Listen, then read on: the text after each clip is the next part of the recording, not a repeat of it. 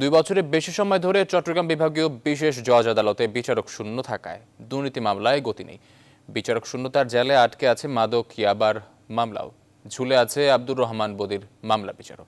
এদিকে রেলওয়ের আলোচিত কালো বেড়াল খ্যাত পূর্বাঞ্চলের সাবেক মহাব্যবস্থাপক ইউসুফ আলী মৃধার বিরুদ্ধে দুদকের দায়ের করা মামলার বিচারও হয়নি এই বিচারক সংকটের কারণে।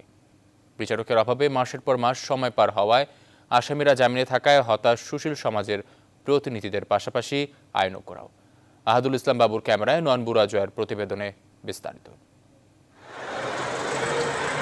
2 বছর ধরে বিচারক শূন্য চট্টগ্রামের বিভাগীয় বিশেষ জজ আদালত। এই আদালতে ঝুলে আছে সাবেক এমপি বদির দুর্নীতি মামলা, রেলওয়ের সাবেক মহাব্যবস্থাপক ইউসুফ আলী মৃধার দুর্নীতি মামলার মতো চাঞ্চল্যকর অনেক মামলা।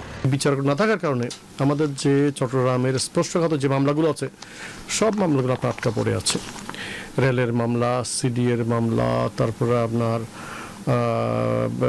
ঘ্যাসের মামলা। বিচার দ্রুত নিষ্পত্তি করতে চট্টগ্রাম বিভাগীয় বিশেষ জজ আদালতে অবিলম্বে বিচারক নিয়োগের কোনো বিকল্প নেই বললেন দুদকের এই আইনজীবী। বিচারিক কার্যক্রম সুষ্ঠুভাবে পরিচালনার জন্য নিয়মিত একজন বিজ্ঞ বিচারক এখানে পদায়ন করা হোক।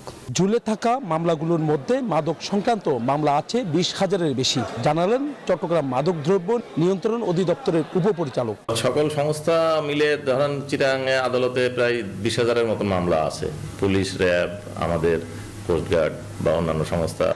এইভাবে বিচারহীন অবস্থা চললে অপরাধীরা পার পেয়ে যাবে বলে মনে করছেন সুশীল সমাজের প্রতিনিধিরা। যত সময় যাবে সাক্ষী মারা যাবে, সাক্ষী তার সিদ্ধান্ত পরিবর্তন করবে, সুতরাং এবং অপরাধীরা এখানে মামলা থেকে বেরিয়ে যাওয়ার নতুন নতুন পথ খুঁজবে, ফোকফাকর খুঁজবে। আইনজীবীরা বলছেন এই আদালতে বিচারক পেলে দ্রুত নিষ্পত্তি হবে বহু চাঞ্চল্যকর মামলা। নয়ন বড়ুয়া জয়, নিউজ 24, চট্টগ্রাম।